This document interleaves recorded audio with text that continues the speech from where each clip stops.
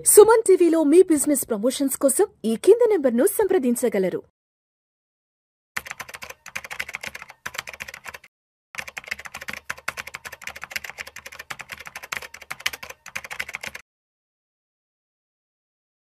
నమస్తే హర్ష. నమస్తే. Yes, welcome to Vishnu talks. Thank you. So Harsha, ప్రముఖ బ్రోకరేజ్ సంస్థ మోర్గాన్ స్టాన్లీ మన ఇండియన్ స్టాక్ మార్కెట్స్కి సంబంధించి ఒక రిపోర్ట్ అయితే ఇవ్వడం జరిగింది. ఆ రిపోర్ట్ ఏంటనేది ఒక్కసారి నేను చదివి వినిపిస్తాను హర్ష. దేశీయ స్టాక్ మార్కెట్ల భవిష్యత్తు అంచనాలను ప్రముఖ బ్రోకరేజీ సంస్థ మోర్గాన్ స్టాన్లీ విశ్లేషకులు పెంచారు.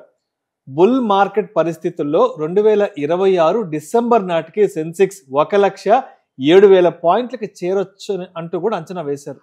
అయితే ప్రస్తుత పరిస్థితులతో పోలిస్తే ఇది 26% అధికంగా ఉంది. బుల్ మార్కెట్లో 2026 జూన్ నాటికి సెన్సెక్స్ 1,00,000 పాయింట్లకు చేరే అవకాశం ఉందంటూ కూడా ఒక రకమైన సర్వే ఇచ్చారు.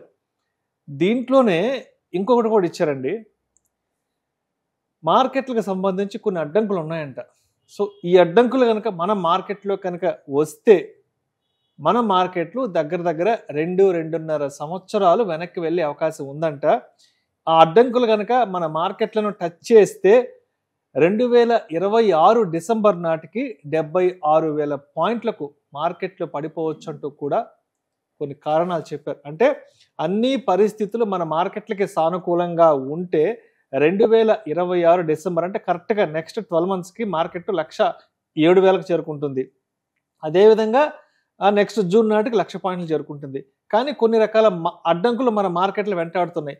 ఆ అడ్డంకులు కనుక మన మార్కెట్లోకి ఎంటర్ అయితే కనుక దగ్గర 2-2.5 సంవత్సరాలు మళ్ళీ మార్కెట్లకు వెనక్కి వెళ్ళిపోయి 76,000 పాయింట్లకి మార్కెట్లు పడిపోవచ్చు అంటూ కూడా సో 2 విభిన్నమైనటువంటి రిపోర్ట్లు ఇవ్వడం జరిగింది. సో ఏంటి ఇప్పుడు మార్కెట్ 1,07,000కి వెళ్ళాలి అంటే మనకున్నటువంటి సానుకూలమైన అంశాలేంటి, అండ్ మార్కెట్లు 76,000 పాయింట్ల కంటే 2 ఏళ్ళ వెనక్కి వెళ్ళిపోవడానికి మనకున్న అడ్డంకులు ఏంటి?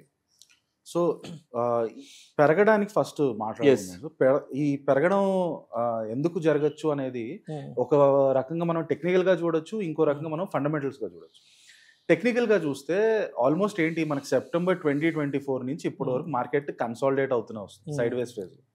సో ఇంత లాంగ్ కన్సాలిడేషన్ ఇచ్చినప్పుడు దాని నుంచి ఎప్పుడైనా సరే బ్రేక్అవుట్ అయితే జనరల్గా చాలా ఫాస్ట్గా మంచి యాక్సిలరేషన్తో పైకి వెళ్తుంది, రైట్? సో టెక్నికల్గా ఈ కన్సాలిడేషన్ ఫేజ్ ఏదైతే ఉందో almost 15 months of consolidation phase, దీన్ని బ్రేక్అవుట్ అయితే మనకి probably as per technical analysis probably ఒక 20% అప్సైడ్ క్లియర్గా కనిపిస్తుంది. ఫండమెంటల్స్లోకి వస్తే అసలు కోర్ రీజన్స్ ఏంటి అనేది చూస్తే 5 మేజర్ రీజన్స్ మనం చూడొచ్చు. ఫస్ట్ రీజన్ వచ్చి రీసెంట్గా మనకి సెప్టెంబర్లో జిఎస్టీ కట్ చేశారు కదా రేట్లు. సో మీకు ఎప్పుడైనా సరే జిఎస్టీ కట్ చేస్తే అర్థం ఏంటి, మొత్తం ఎకానమీలో 140 కోట్ల మంది వాళ్ళు కొనే వస్తువులకి వాటి మీద ట్యాక్స్లు ఎంతో కొంత తగ్గాయి. కొన్నిటి మీద తగ్గుండకపోవచ్చు, బట్ ఓవరాల్గా చూస్తే చాలా మంది కొనే వస్తువుల మీద చాలా వరకు ట్యాక్సులు తగ్గాయి. ఎప్పుడైనా సరే మీకు ట్యాక్సులు తగ్గితే ఏంటి, మీ దగ్గర ఖర్చు పెట్టడానికి ఇంకా ఎక్కువ డబ్బులు మిగులుతాయి. దాంతో వెళ్ళి మీరు ఇంకా పెద్ద పర్చేజెస్ చేస్తారు. ఒకప్పుడు మేబీ కార్ కొనాలనుకొని ఉండకపోవచ్చు, కానీ 10 నెలల పరిధిలో మీరు చూసుకుంటే మీకు ట్యాక్స్ సేవింగ్స్ బాగా ఉన్నాయంటే అది మీకు పుష్ చేస్తుంది. మేబీ ఈఎంఐ తీసుకొని కారు కొనుక్కోవచ్చు. ఆ స్కోప్ మనం ఆల్రెడీ పెరిగిపోయాం. సో ఆ రకంగా కన్జంప్షన్ పెరుగుతుంది ఎకానమీలో కన్జంప్షన్ పెరిగితే డిమాండ్ పెరిగి ఎకనామిక్ యాక్టివిటీ బాగా అయ్యి కంపెనీస్ బాగా ప్రాఫిట్స్ వచ్చి మార్కెట్స్ పైకి వెళ్ళడానికి scope. So first major factor GST rate cuts. Second మీరు చూస్తే లాస్ట్ 1 year ఈవెన్ లాస్ట్ 2-3 yearsగా రెగ్యులర్ ఎవ్రీ ఇయర్ బడ్జెట్లో ఇన్కమ్ ట్యాక్స్లు తగ్గించుకుంటూ వస్తున్నారు. ఈవెన్ న్యూ ట్యాక్స్ రెజిమ్ తీసుకొచ్చారు, ఆ తర్వాత స్లాబులు పైకి తీసుకొచ్చారు. సో ఓవరాల్గా అందరికీ ఎక్కువ ఖర్చు పెట్టుకోవడానికి వన్స్ అగైన్ ట్యాక్స్ పరంగా గవర్నమెంట్ చాలా కృషి చేస్తుంది. జిఎస్టీ వచ్చి ఇండైరెక్ట్ ట్యాక్స్, ఇది వచ్చి డైరెక్ట్గా ట్యాక్స్ తగ్గించడం. అదే సేమ్ టైం ఆల్మోస్ట్ 3-4 years ముందే కార్పొరేట్ ట్యాక్స్లు కూడా బాగా తగ్గించారు. కంపెనీలు ఇంకా ఎక్కువ యాక్టివిటీ చేయాలి, ఎక్కువ ఇన్వెస్ట్మెంట్లు చేయాలని చెప్పి. సో ఆ రకంగా ఓవరాల్ ట్యాక్స్ మార్కెట్ మీరు చూసారంటే అటు ఇండైరెక్ట్ ట్యాక్స్ జిఎస్టీ, ఇటు direct tax and corporate income tax అన్నీ కూడా తగ్గించారు. ఇది ఫస్ట్ 2 factors, ఇండైరెక్ట్ ట్యాక్స్ తగ్గించడం, డైరెక్ట్ ట్యాక్స్ తగ్గించడం. థర్డ్ మీరు చూస్తే ఇంట్రెస్ట్ రేట్లు ఏమవుతుంది, ఆర్బీఐ కొత్త గవర్నర్ ఎప్పటి నుంచి అయితే వచ్చారో ఇయర్ స్టార్టింగ్లో మార్చ్ ఆ టైం నుంచి కన్సిస్టెంట్గా రేట్లు తగ్గించుకుంటూ వస్తున్నారు ఒకవైపు. మరోవైపు బ్యాంకింగ్ సిస్టంలో లిక్విడిటీ పెరగాలని చెప్పి lakhs of crores rupees liquidity inject చేసుకుంటూ వస్తున్నారు. వాళ్ళ ఇంటెంట్ మీరు చూస్తే చాలా స్ట్రాంగ్గా ఉంది గ్రోత్ పరంగా. ఎందుకంటే మీరు ఇంకా ఇన్ఫాక్ట్ ఈ బ్యాంకింగ్ సైడ్ చూసారంటే రీసెంట్గా చాలా మంది ఫారినర్స్ని వచ్చి ఇండియన్ బ్యాంక్స్లో ఇన్వెస్ట్ చేయడానికి బాగా ఓపెనింగ్ చేశారు మార్కెట్.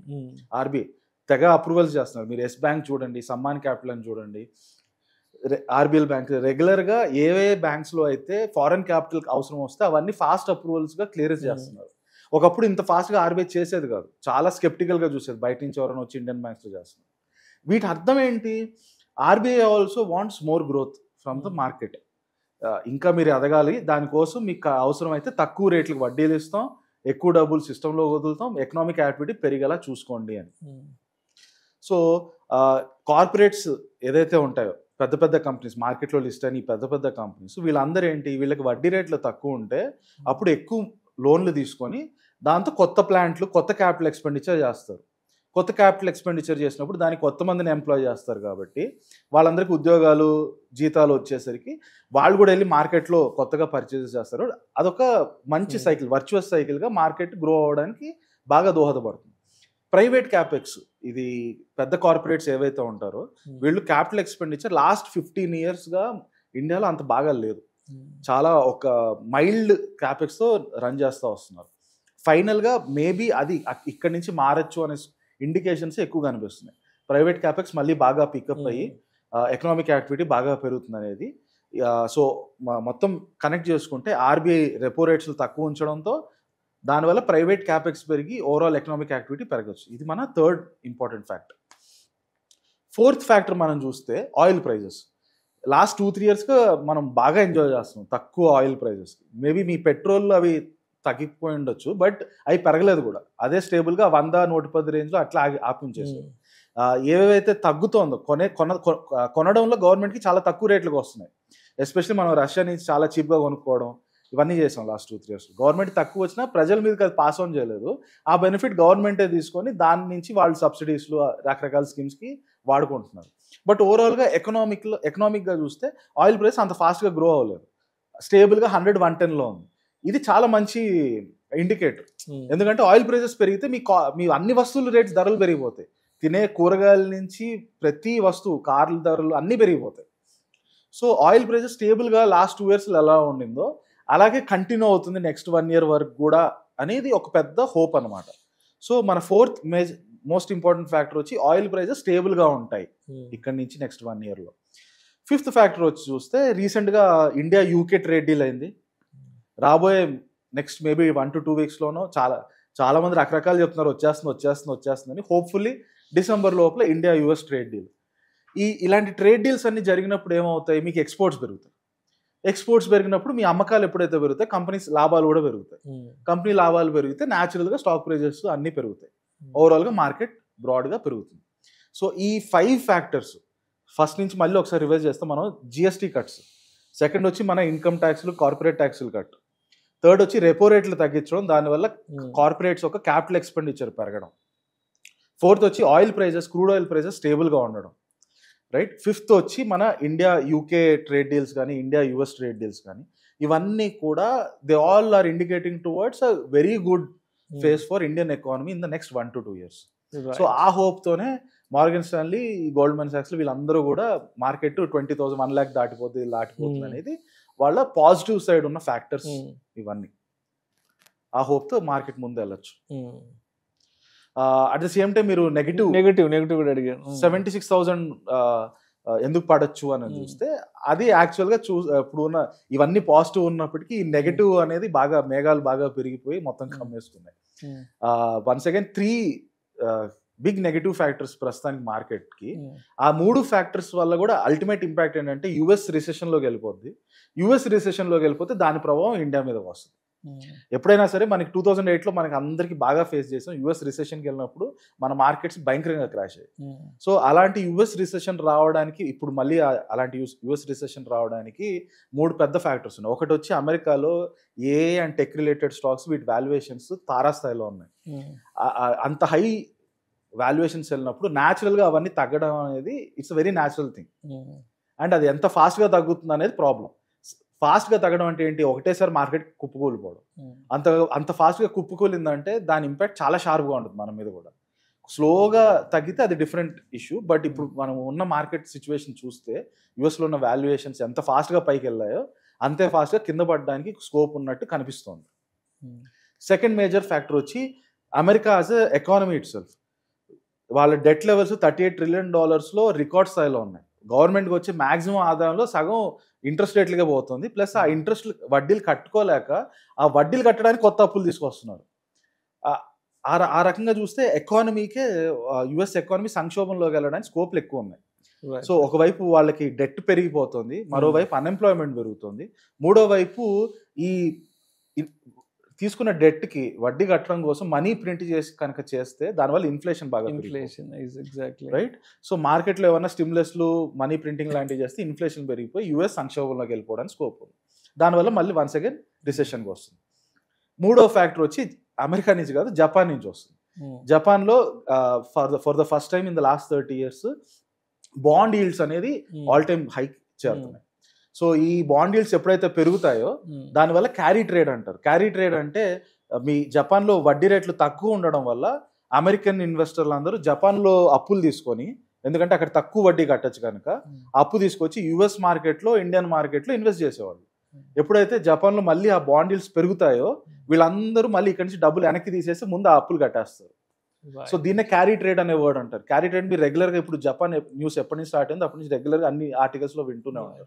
సో ఈ మూడు ఫ్యాక్టర్స్, యుఎస్లో ఏ బబుల్ రావడం, రెండోది యుఎస్ యాజ్ అన్ ఎకానమీలోనే హై డెట్ వల్ల ఏదైనా క్రాష్ అవ్వడం, మూడోది జపాన్ కనుక బాండ్ ఈల్డ్స్ ఇలాగే ఫాస్ట్గా పెరిగితే దానివల్ల ఎప్పుడైతే ఇన్వెస్టర్లు డబ్బులు వెనక్కి తీసేస్తారు ఇండియన్ మార్కెట్ నుంచి యుఎస్ మార్కెట్ నుంచి, వీటన్నిటి వల్ల యుఎస్ మళ్ళీ రిసెషన్లోకి వెళ్ళడానికి స్కోప్ ఉంటుంది.